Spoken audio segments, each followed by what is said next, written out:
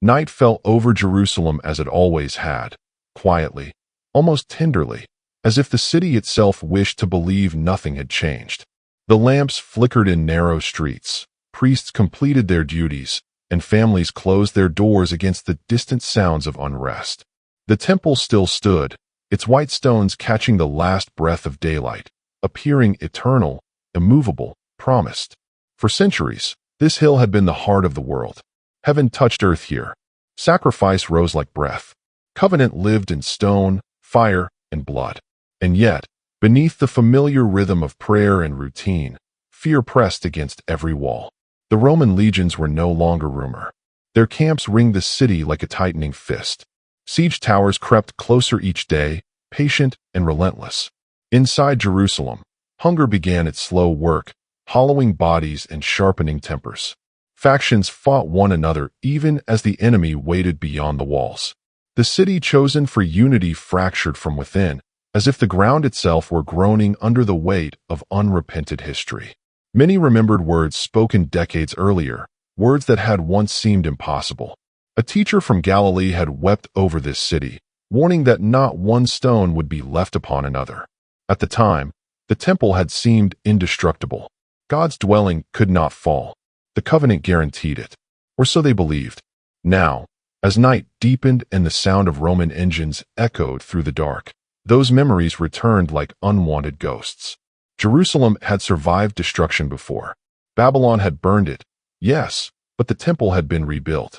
Surely this would end the same way. Surely God would intervene at the final moment, as he had done in ancient stories. Hope clung stubbornly to stone and ritual, even as faith itself grew thin. People prayed harder, louder, more desperately, as if volume could replace obedience.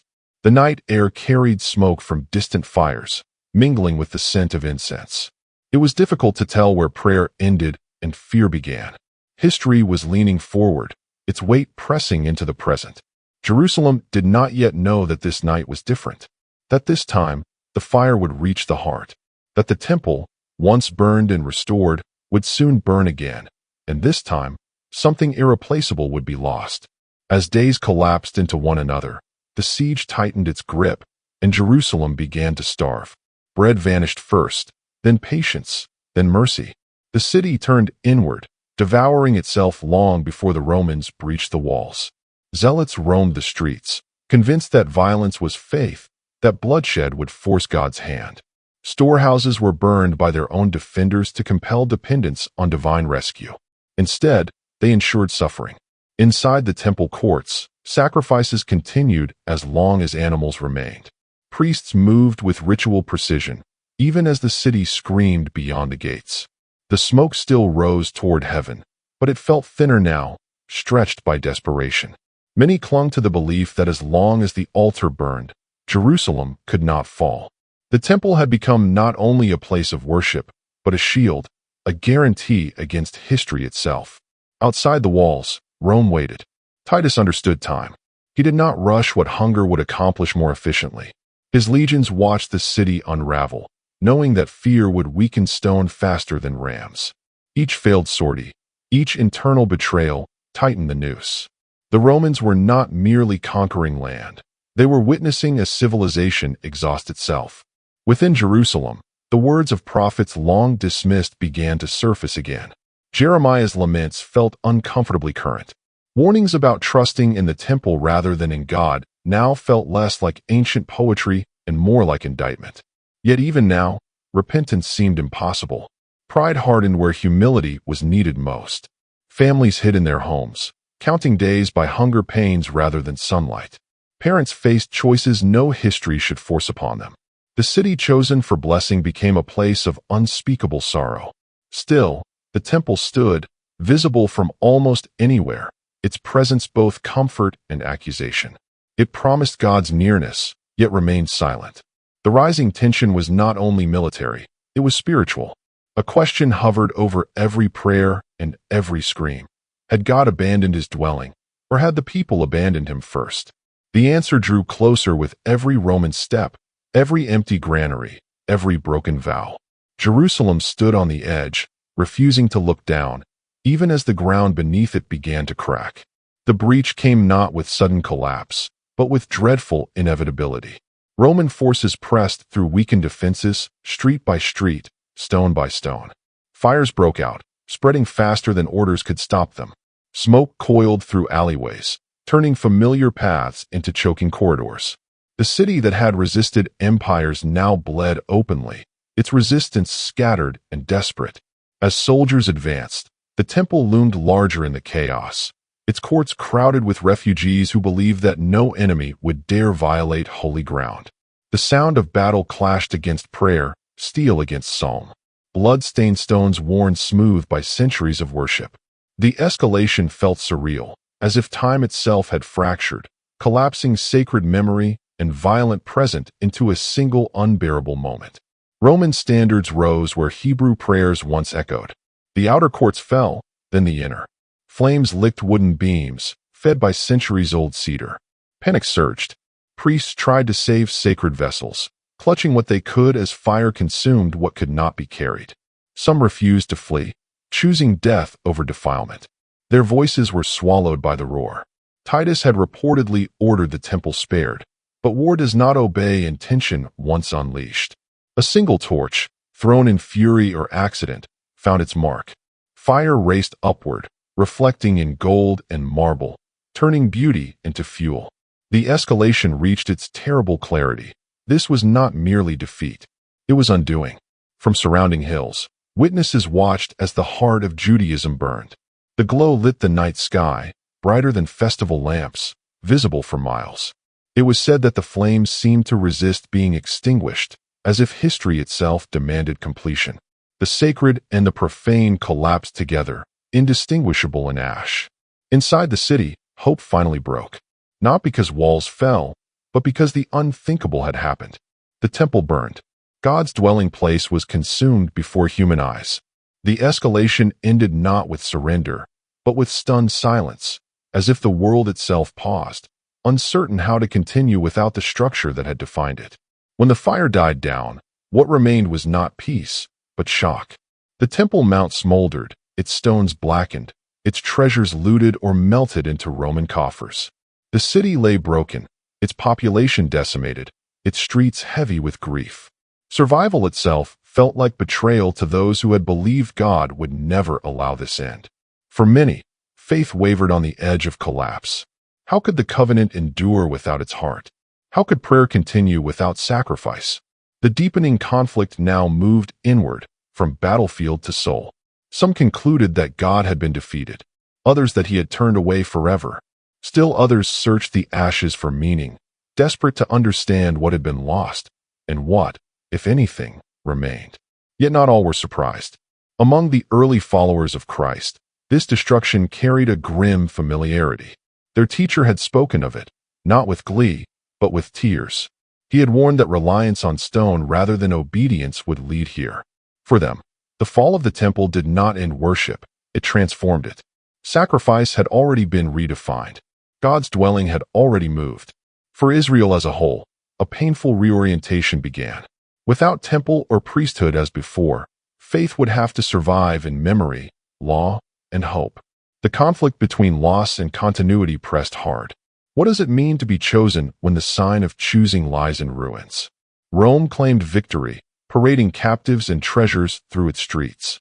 The Arch of Titus would later immortalize this triumph, carved in stone, showing the menorah carried away. History recorded the conquest clearly. Meaning, however, remained contested. The deepening conflict lay not in who had won, but in what had truly ended. The temple was gone, but God was not. The question was no longer whether Jerusalem could stand, but how faith would stand without it. Out of that question, new paths would form, born not of fire, but of endurance. The climax of Jerusalem's fall did not belong solely to the moment the temple burned, but to the realization that followed. In the silence after destruction, meaning rushed in to fill the void. What had once seemed impossible now demanded interpretation. The loss forced a reckoning deeper than defeat. For Christians, this moment clarified what had already begun. Christ had spoken of his body as a temple, one that would be destroyed and raised again. Now, history echoed that pattern with terrible precision. Stone had fallen, but sacrifice remained. Presence had not vanished. It had shifted. The Eucharist carried what the altar once held. Worship no longer required a single hill, but a gathered body. For Judaism, the climax pressed faith into survival mode. Without sacrifice, prayer deepened. Without temple, Torah became center. Exile within the land began, shaping identity around memory and obedience rather than geography. The fall forced creativity born of grief. The climax, then, was not only destruction, but transformation. God allowed what could be shaken to fall, revealing what could not be destroyed. Covenant endured, stripped of certainty, refined by loss. The burning of the temple became a hinge in sacred history. Everything before it pointed forward. Everything after it looked back. In the firelight, human illusions about permanence were consumed. What remained was faith forced to live without guarantees. This moment marked the end of one age and the undeniable beginning of another. The temple would never be rebuilt as it was. The world would never pray the same way again. The climax closed not with resolution, but with open wounds, and the possibility that those wounds might one day become places of encounter. In the years that followed, Jerusalem lay quiet, its stones scattered, its population dispersed. Life continued, but never as before. Pilgrimage ceased. Songs changed. Mourning became ritualized. Memory guarded carefully so that loss would not dissolve into forgetting. Rome moved on, as empires do, confident in its power. Yet history would remember this victory differently. The destruction of the temple did not erase faith, it sharpened it. Communities rebuilt not walls, but practices, binding themselves together through prayer, study, and hope. For the church, the resolution unfolded through expansion. With Jerusalem no longer the sole center, the gospel moved outward, carried across seas and cities. Worship gathered around tables rather than altars of stone. Christ's sacrifice, once and for all, replaced endless offerings. What burned away made space for something universal. The resolution did not deny grief. It honored it.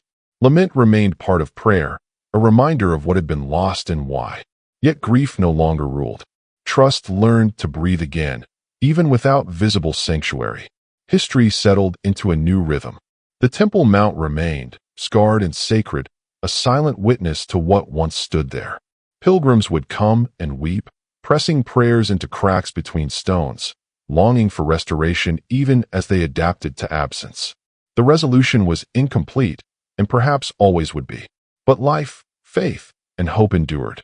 The fall of Jerusalem closed a chapter, but the story continued, carried by people who learned to walk forward without the certainty they once believed essential. The fall of Jerusalem leaves us standing in the ash between promise and loss. It reminds us that even the most sacred structures can fall when they become substitutes for obedience. The temple burned, not because God was absent, but because faith had been misplaced. History speaks softly here, without accusation. It invites humility. It warns against confusing symbols with the reality they point toward. And it comforts by showing that God's presence is not confined to stone, however holy. For modern listeners, the lesson is unsettling and necessary. What do we cling to as unshakable? What might God allow to fall so that something truer can rise? The story does not promise protection from loss. It promises presence within it. Jerusalem's fire still glows in memory, not as spectacle, but as question. Faith that survives ruin becomes deeper, freer, less dependent on certainty. The temple burned, but worship did not end. Covenant endured, carried in hearts rather than walls. As the night closes, we remember not only what was destroyed, but what was revealed. God is faithful beyond buildings, beyond empires, beyond our expectations.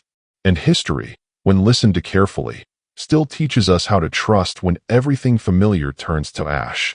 Lord of history and mercy, teach us to seek you beyond what can fall, and to remain faithful when the fire passes through what we love. Amen.